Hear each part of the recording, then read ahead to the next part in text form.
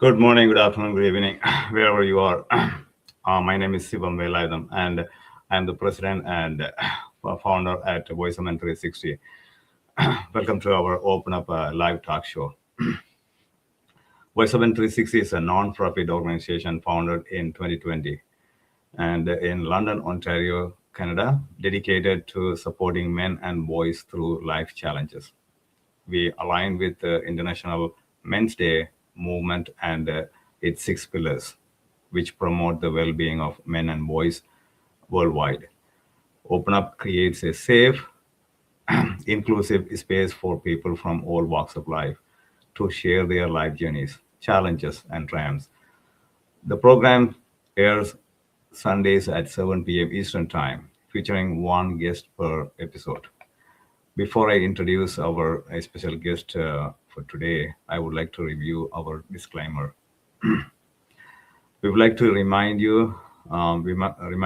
everyone that Voice of Men 360 is committed to promoting peaceful harmony in all of our interactions. The views and opinions shared by our speakers are their own and do not necessarily reflect those of Voice of Men 360. Please note that our content is not a substitute for professional, medical, or therapeutic advice.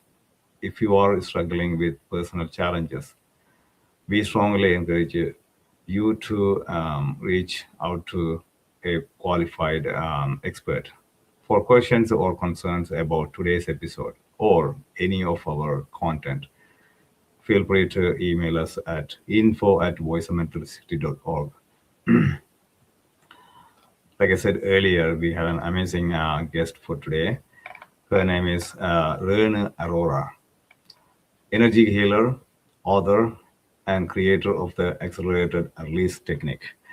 I'm going to share her email address and website address and Facebook, social media handles, everything, so you can reach out to her.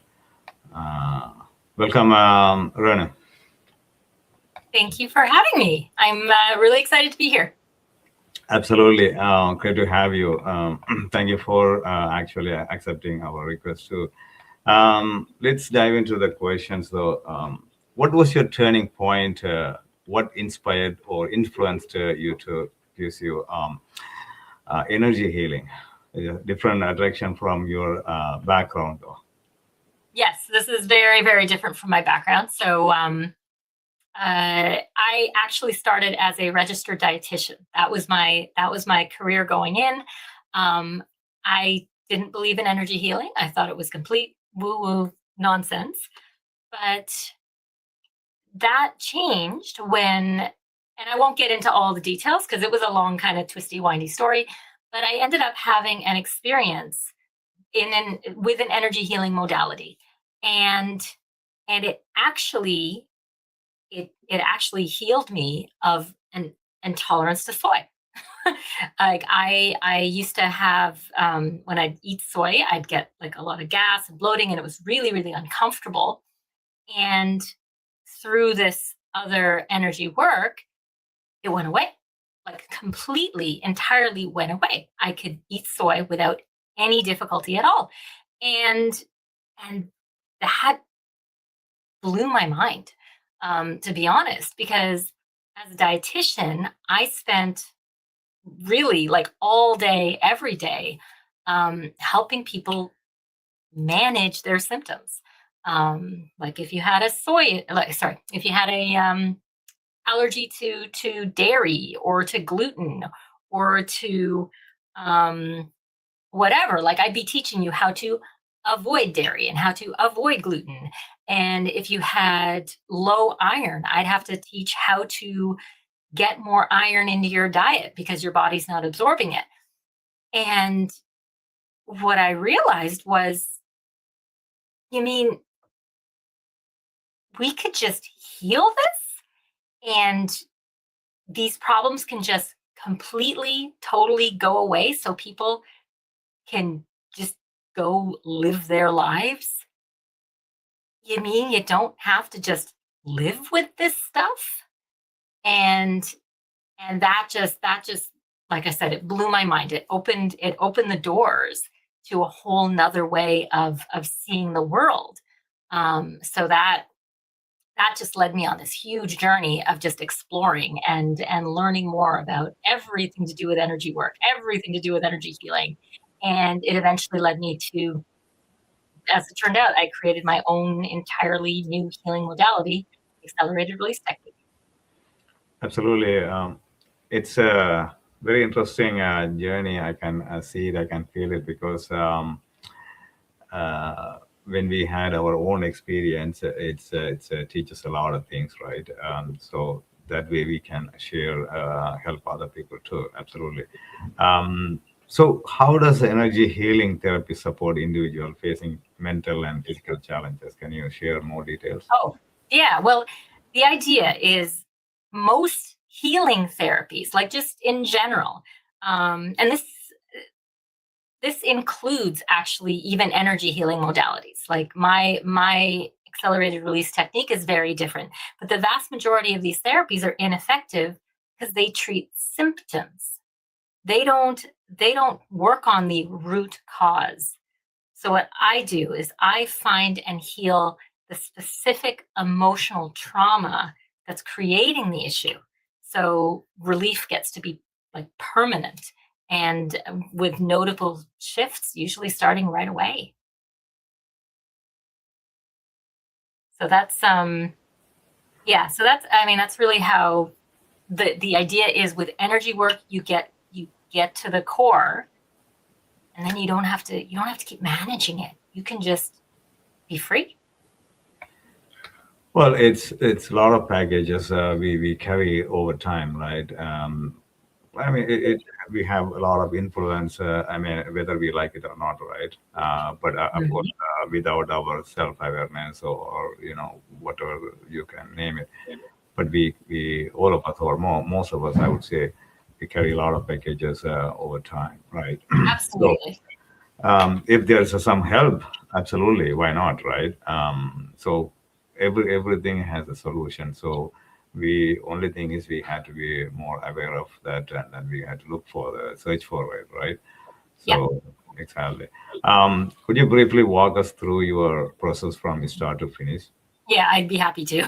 So yeah, that's the idea, is there's an emotional root cause to everything. So what I do, the easy way is for me to give an example of a client that I have worked with. So this one gentleman came in. His particular issue was a fear of heights. So this man, he like wouldn't. There's no way he was going to get into an airplane.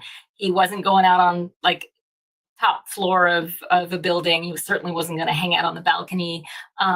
So there's a lot of ways that this really affected his life. I mean, this is fear of heights is not like the worst thing in the world, but it's at least an example which I think will make a lot of sense.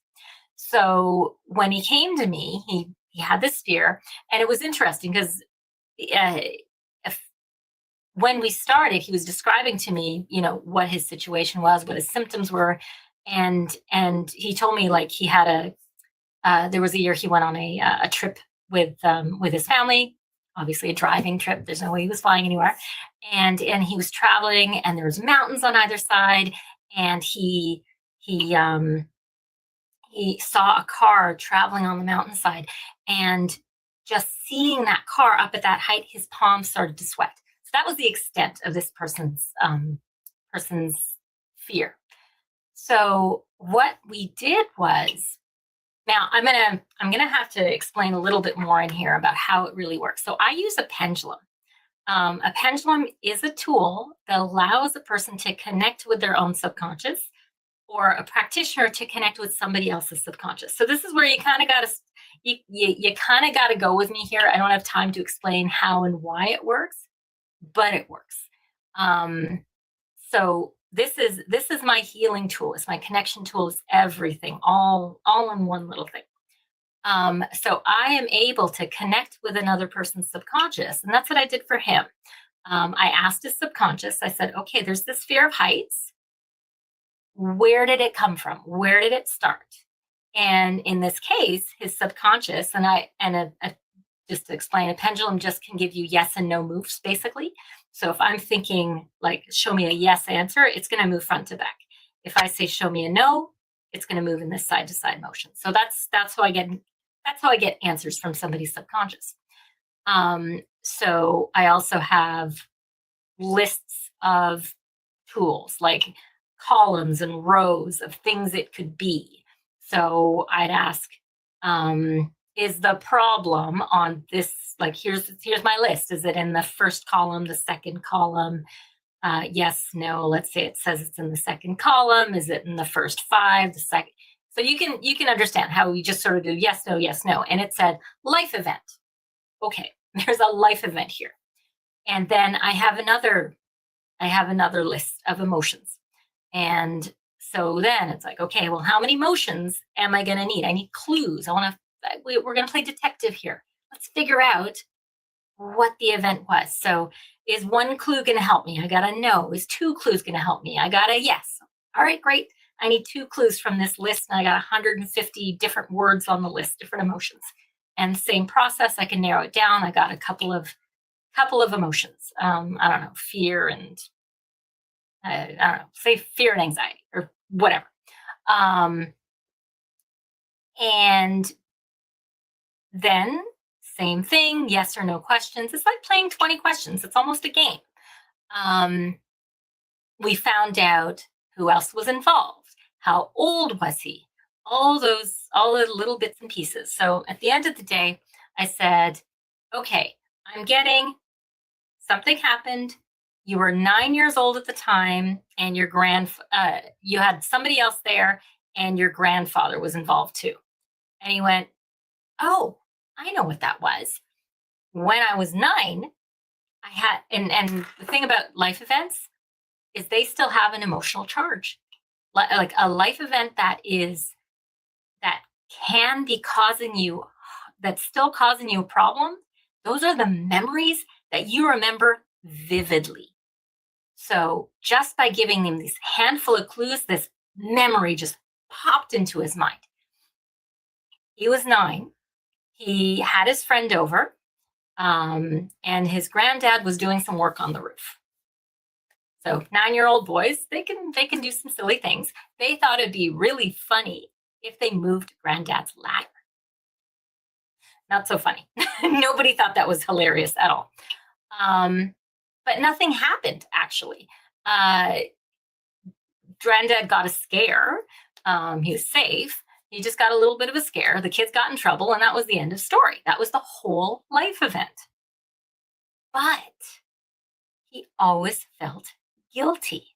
He always felt really, really bad about what he'd done. He was carrying that guilt. He was in his late 50s, early 60s. So like 50 years, he was carrying this guilt. How did this translate? What does this have to do with the fear of heights?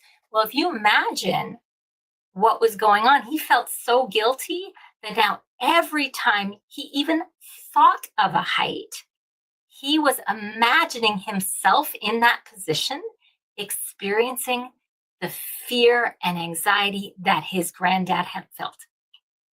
That was the connection. So his subconscious was essentially saying, hey, what does this fear of heights, this anxiety around being up high remind you of?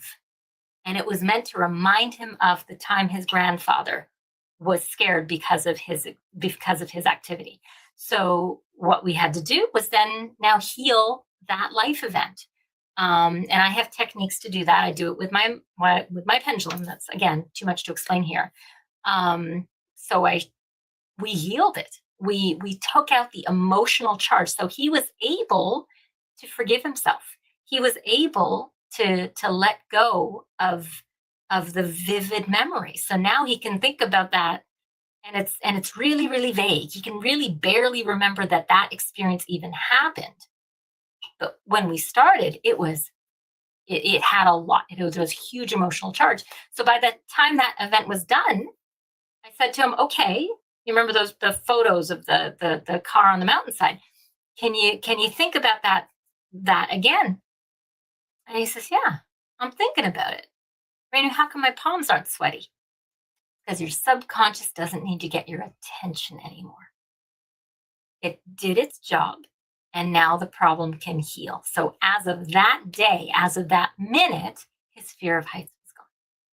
And that's really how the subconscious works. I say it's a little like a computer program, right? You have some corrupted files in a program, and the program runs wonky. You heal the files or delete the old stuff. Program runs fine. It's immediate. It's really fun. It's really cool. Lot of areas or layers that you had to go one by one, dig in, and then clear each one layer by layer, right? Yeah. I can understand that. A couple of questions actually popping in my mind that should the individual or any individuals, generally speaking, should they have some sort of major events, traumatic events in their life, or even a small events or small things could The thing about it, it's not. It's like trauma's in the eye of the beholder. right. When you're little, like we have a very different perception of the world when we're small. So when you're older, you see a trauma like a car accident or something huge, that's trauma. When you're little, it can be something as little as your mom was 10 minutes late to pick you up from kindergarten. And suddenly, and this has happened before, this isn't even mom was late to pick up this little girl. Oh, it was kindergarten. It was from dance recital or dance class or practice. And this little kid felt like, oh my God, mom has abandoned me. She's never coming back. And I'm going to be alone. And who's going to, and that little tiny event created an abandonment complex for her entire life. She was always sure people were going to abandon her. She was like, that was there in her core. As an adult, you look and you say, well, it's only 10 minutes late. What's the big deal? But to a little kid, that's an eternity. So yeah, little things, objectively little things from an adult perspective can actually cause massive trauma. So really, truly think of all the little memories, all the things that if you put yourself when you were 13 or 10 or 5 or whatever, and those memories that just pop into your brain, you're like, ugh, hate thinking about it. Those are traumas. Those are, I 1,000% guarantee you, they are affecting you in some way today. Absolutely, like a lot of researchers, of course. Nowadays, it's easier. You can go and then do Google search, or even you can watch some YouTube videos, and then you can understand the basic things, like even whatever happens in your early childhood days, then it will carry over, and then it will bring back some sort of traumatic impact in your life later on, so that you basically carrying forever. Even you never know, right? Because only the people you are serving or who are searching for some sort of relief, so they come to they find some ways, but some other people they found or they choose a different or negative direction, and then that carry over or they end their lives too, right? So it's very challenging too. But the other question is that, like, does it cure completely by the time they have finished or they have completed the sessions? Let's say what is the number of sessions they attended. So not, it's complicated. Some things will go complete, like the fear of heights or the abandonment or the whatever. If it's just that one thing or one or two or three, like if we can really get to all the roots, yeah, it can be completely gone. Whatever the issue is can be completely gone. Most the majority of cases I've worked with, I can get to at least 90%, if not better, in terms of healing symptoms, because it's not just emotional, right? Like those are there's physical, like chronic pains and allergies and intolerances and I'm just trying to think. There's joint issues, pain. It's a lot of pain. Coughing, or like like chronic congestion or whatever. Like there's so many different physical symptoms, emotional, mental. Some of them heal really well, really easily, 100%. Many of them I can get to at least 90% better. The average number of sessions is maybe 4 to 6. The easier ones take less, more complicated ones take more. I'm not God, I can't heal absolutely everything. So obviously there are certain issues where we're all hit like a wall, and I might not be able to make a dent in it, but those are few and far between, thankfully. Most people I can help with their symptoms. Everybody I can help with their emotional well-being, right? Because it's still about healing the trauma. Right. Of course, it depends on the people too, right? The individuals too, right? Because some of them they need more works. It will take more time, and then for some of them, it can cure. Within a couple Really of fast. sessions, Yeah. 1 to 3 sessions. So as Yep. long as they can understand, and then they are. But if it is deeply affected, that's a different story, right? So they can understand. Of course, because I'm also taking psychology, so that's why I was trying to connect between the dots. So don't get me wrong, but it's a really really interesting to listen the process, and also how it's healing and everything, right? Because it's end of the day, it's a recovery, right? It's not easy, but at the same time, you had to go through it, right? Well, Yep. the other question, I just want to quickly ask that question though. Do they come back with any kind of like a triggering moment because they are working with you? Is it offline or online? They have to be in person, or how does that work? Oh, I work online and in person. Most of my clients are like, I have clients all over the world. Right. So I do Zoom calls or WhatsApp calls, or if you're local in Mississauga, this is my office. You can come hang out in my chair. But Right. but yeah, I So, work.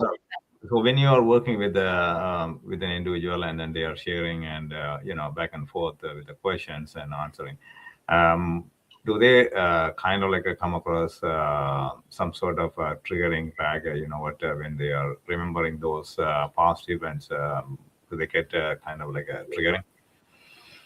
What do you mean exactly triggering?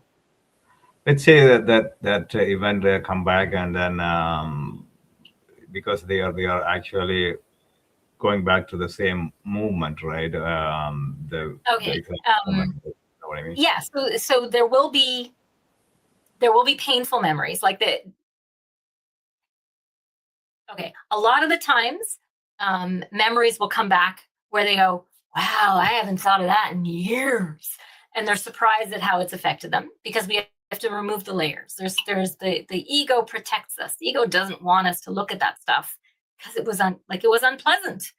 The ego's trying to keep us from having to deal with our stuff. So it's a process to kind of remove all the feeling of being threatened as we go and investigate. So just that process actually kind of mutes the experience, so it's not as triggering. It's usually not as bad by the time they find it. But the other stuff, like the things that they already know about, they know about it. They're not like, you're not being re-triggered. It's just you're being forced to think about that unpleasant experience. But like I like to say is, it's the last time you have to think about that unpleasant experience. It's the last time you have to feel those emotions, because by the time we're done, it's gone. It's healed. You never, like, the trauma is erased. And that's really the beauty of it. Right. It's from my understanding is that you cannot really escape from any trauma. You had to face it, and then you had to, you had to deal with it layer by layer, and then you had to take it out. It's the mind and the body. I mean, the brain works so differently. So you never know, right? Um, so today we want to talk about two things actually. I know. Mind and body connection, and also Mhm. men's issues. But let's talk about, can you explain that mind body connection and why is it important to understand though?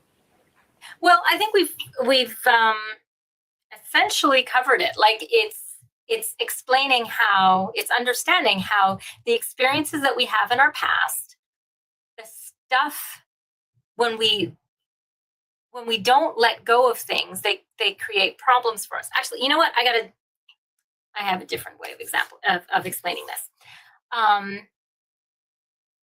We understand the mind body connection. It is really saying how powerful the mind is, right? You think about medications and doctors, scientists, whatever. they always have to account for the placebo effect, right? They have to say this works better than a placebo. Now, what's a placebo? A placebo is the amount of time that the person heals just because they believe they're taking something to help them heal. It happens so often, we have a name for it.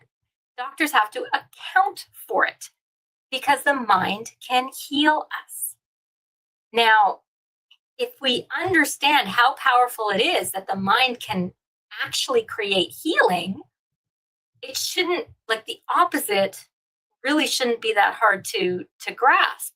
The mind creates the sickness. It's all energy. It's all what's going on in your subconscious, in your mind. It's the trauma, it's the emotions, it's everything we are carrying. Once we can shift that, the healing happens, just like it can work in reverse. So that's for me the greatest example of the mind body connection. We like I said, we account for it all the time, but unfortunately Western med, like the medical profession, just dismisses it. They say, oh, it's just a placebo. I mean, I work on the just a placebo. You work on the mind, you can heal entirely. Like I said, the medications just manage symptoms. The mind heals them. The mind gets to the root and heals the trauma itself, and heals the problem completely. It's so beautiful. It's how the mind works. Controls the body, and the body controls the mind. It's Mhm. so weird. At the same time, it's a mind blowing mechanism, though. But anyway, the when we talk about men's Aurora, what are the major challenges or barriers you have observed when working with the men? What are the root causes and how they affect in their daily life? Well, to be honest, men don't have different root causes. Like, so men's issues, women's issues, they're the same issues. What we like, kids all go through the same thing. I have a son and a daughter, and I do this work with them all the time. And you find the same stuff happens. Betrayed by a friend, felt alone and felt abandoned by somebody, failed a test, so now they're insecure. All the same things. It's the same root causes. The problem is the way society sees men and sees women in terms of in terms of acknowledging the trauma and dealing with the issues. So, like this is why I suggested I wanted to talk about that concept of manning up. Men are told, suck it up. just pick up, keep going. Just we don't have time for this. And that's the problem. They don't have permission, in a way, to stop and take a look at the hurts, to be introspective, to figure out why they feel the way they feel. And that is the challenge. The challenge is not healing them. The challenge is them coming in the door and allowing themselves, giving themselves permission to say, okay, you know what? I don't like this anger, that I'm feeling, this depression, this sadness, this grief, this whatever it is. I don't like feeling this way, and I want to actually get to the root and let it go. But that involves deciding I'm not going to just suck it up and just keep going and shove it all down, because that's what you've been taught to do. You've been taught to shove it down.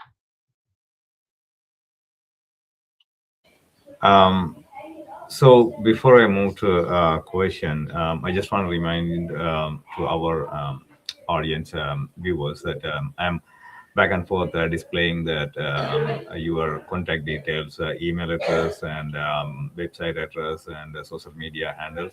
So people, you guys can actually go and check it out. And absolutely, it's a great way to connect and also get to know more if you guys don't have any idea. Of course, it's nothing will hurt, right? So you can check it out and then just send an email or you know, there's a lot of information behind that, so you need to know these things, right? So the thing is that of course you already talk about manning up harm men. What, let's talk about from your perspective, Rana, that how we can change this you know, I would say stigma in some ways, but as a healer, how do you see, like, in what way we can help men, you know, come out from this biggest stigma? It really goes back to men need to understand that, well, first it's all about permission. It's about saying you are important too. Your needs are important. And the way you feel, it's important. Your emotions mean something. If you're like, you don't have to, again, going back to my first statement, you don't have to just live with it. This is not about being tough and showing how much you can survive through, because that's not living. Life shouldn't be about just survival and battling your emotions and your demons every single day. That's not what we want for you. That's not what I want for anybody. What I want is you to be able to let those problems go, but that involves giving yourself permission to taking the time to doing the introspective work. It's not easy. It's not an easy thing to do, but women get told, like, from day one, it's like, oh, what it, like, they are allowed to talk about their feelings, and so they're used to it. It's time for you guys to get used to it too and make it acceptable. It's certainly acceptable in my office, because that's, and all the therapists and everybody in the healing profession, they know that that's how we become a better society, where like equality, this is one where guys don't have the they don't have the upper hand on this one, sadly. They need some help. They need to be allowed to get the help that they need. Absolutely. So the only one thing I want to echo is that you know, everybody has a reason why we are here in this universe, right? So you don't want to you know, surround yourself, or you don't want to live with whatever the number of packages you have, like, for many years, and then, you know, yeah, after 50, 60, or 70, 90 years, you're done with it. It's we have a lot of things to do, right? So it's good to always search for well, in some ways you can say inner calling or inner church, but at the same time you had to look for it yourself, right? You had to help yourself, right? That's the thing. um, Absolutely. let's I want to talk about one thing here. The regarding the phrase boys will be boys, and how does the inner child play a role in men's life? How important is to identify and reconnect with that inner child? Well, actually, that concept, boys will be boys, that's actually another piece of conditioning, right? Like it's not helpful. The idea when we say boys will be boys, it says, guys are just gonna do what they want to do. We just let them be. They'll figure it out. It's it's again not taking the time to acknowledge what that boy needs, right? So if a boy is acting out, it means that their inner child, like there's a reason they're acting out. Their inner child needs attention. Their inner child needs love. Their inner child needs to be seen. To just say boys will be boys is to disregard that. So men kind of really get it on both ends. On the one hand, they're told to suck it up, and the other hand, they're said, "Yeah, just it's okay. It's okay. You're just gonna do what you want to do." So, yeah, in either way, we're not we're not paying attention to men's needs, and yeah, it really does start with that inner child, that all the childhood trauma that's not getting acknowledged. That inner child needs acknowledgement. That inner child needs love. That inner child needs to be seen. That inner child needs to have those wounds addressed and closed. Because it's all of that stuff is what keeps the hurts and keeps the and is causing the problems you're having today. Absolutely. That in a child, that concept, the concept or the thing is very, very important. And also, you need to understand that because somehow, somewhere, we lost it, and then we forget about it, and then we never thought about it. We sometimes we hide it, or sometimes it come back, but we had to look for it and then bring it back. That's absolutely true. Well, the inner child's always there. He's just acting out. That's the problem. It's about, again, attending to those needs. It's the child in us that really is the part of us that's hurt. Absolutely, yeah, yeah. Let's talk about your book. Actually, what motivated you to write a book on energy healing, and what is the core message you wish to convey? Yeah. Well, Uh, I have my books handy. I have two, and I know you know that. So, because I created my own healing modality, I needed to write a book on it. So my first book was the Energy Healing Bible, introducing the accelerated release technique. So this is really the book on my journey as an energy healer, because back then I was I was so skeptical. I think I felt like I had to convince people of my of I don't know, maybe I was trying to convince myself that I wasn't nuts. so so I documented my journey into energy work, like how I found the different things that I found and my little discoveries, and so this is mostly me sharing how I got into this, and then it described the accelerated release technique as it was in 2019. It has changed a lot in the last 7 years. So I'll actually be writing a new book. I'm in the process of writing a new book. Early days yet, so it's not going to come out for a while. And then after that, very recently, this came out last year. This is the No Nonsense Guide to Pendulums. Um, because I said I do pendulum healing.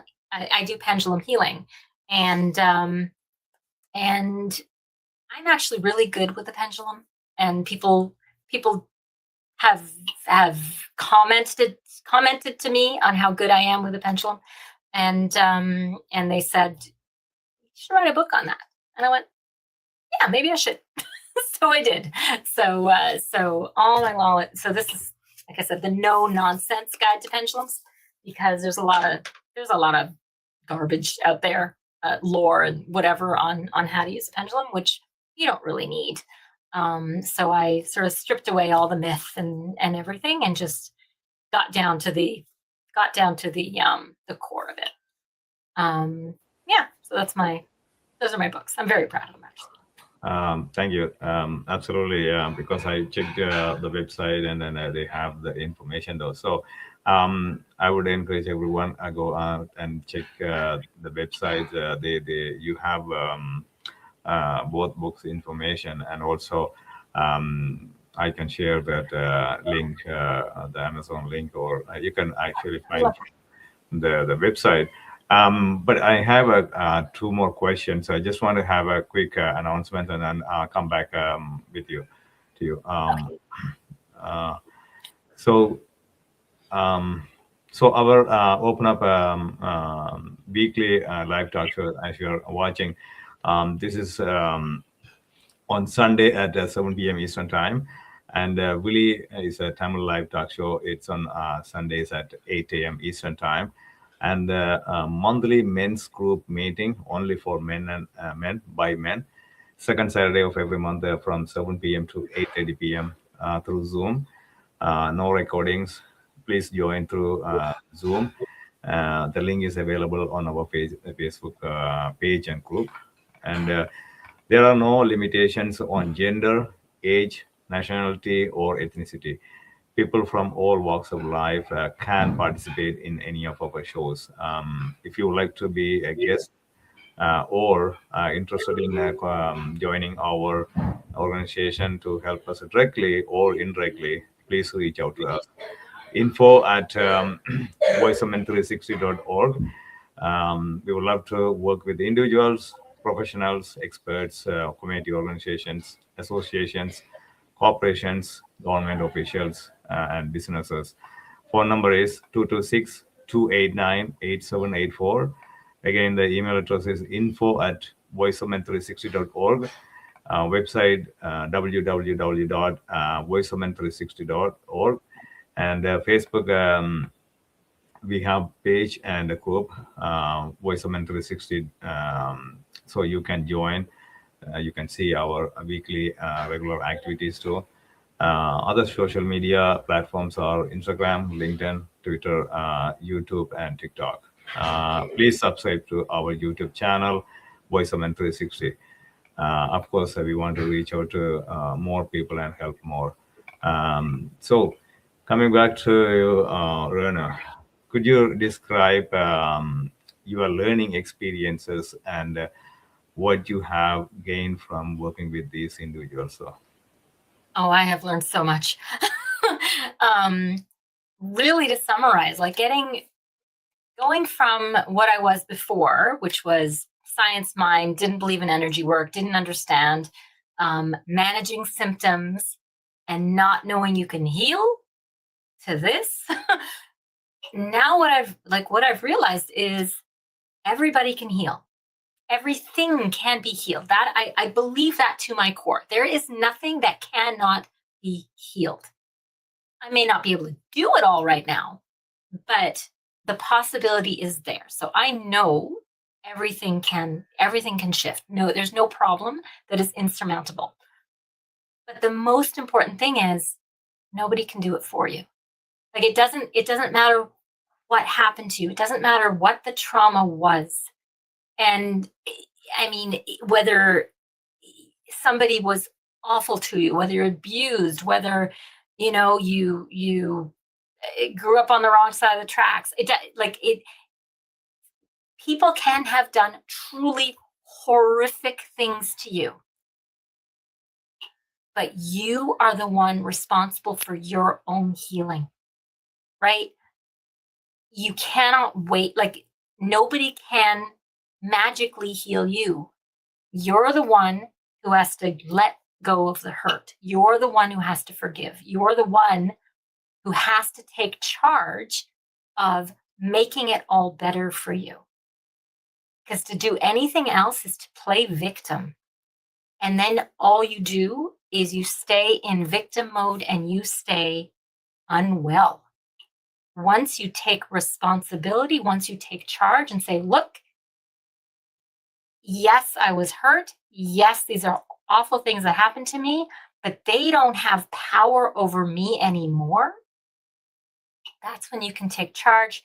That's where you can let go of all the gunk that's hanging out in your subconscious so that you can move forward. You can be free. You can live a whole different life. Absolutely. It's amazing to see, individuals, some people gifted or you found a way to help other people, right? I would say like, you have a magic stick and then you can do, but it's not magic. Actually, you had to go through not only you, but also the other side, the individual has to go through, a lot of things. But at the end, you know, whatever we can do as an individual, let's say, small torch or light a candle, that's the way we can light them up, right? So it's always good to see. Um, let's say, I just want to finish with this question though.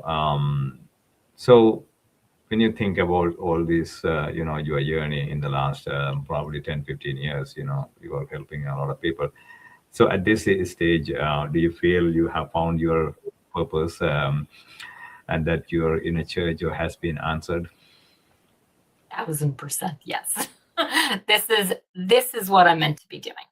I get to touch lives. Like I'm like this modality. It's not just me doing it. I'm teaching. I'm training others. So I have other ART practitioners who are going to be able to help more people. And the more people who know about it, the more people who are going to come back and learn it, and it's going to spread. I am. This is just the beginning, but it's yeah. I know where this is going, and things are gonna change. The world is gonna be the world is getting better and better. We need more healers, but we're on the path. Absolutely. So it's always good to hear, things like this, because not just even if we have some sort of a solution, but you have to know how to present at the same time how you can help them, right? Healing and recovery, it's a huge thing. At the same time, as you said, it's a life learning lesson, right? It's an Mhm. experience, right? So absolutely. So once the individual found their inner church or inner child, or completely the trauma is gone, something, it's always helpful, right? So thanks a lot, Renu, for joining and sharing your life experiences. At the same time, I'm pretty sure people can, whoever is listening on the other end, they can take some messages, and probably they can contact you. I already shared the website address and the email address, and also social media handles. Please check out them and reach out to you, Rana. Thank you, Rana.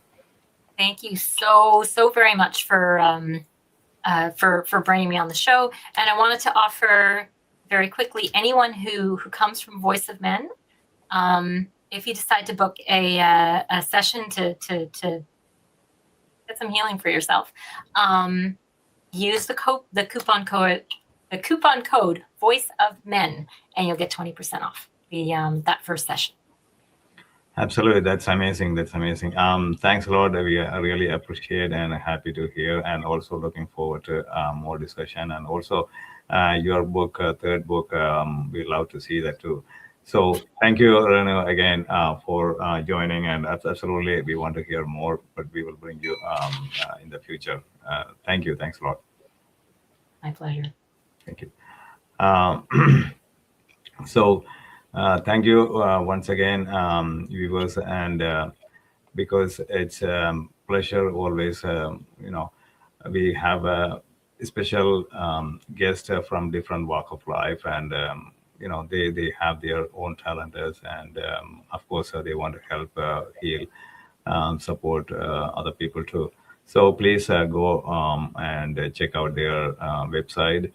um, and once again, just a small request, guys. So again, whenever you guys watching this episode, please share with other people, so this way we can reach out more people and support, help more people. Thank you. Thanks a lot. See you next time. Thanks.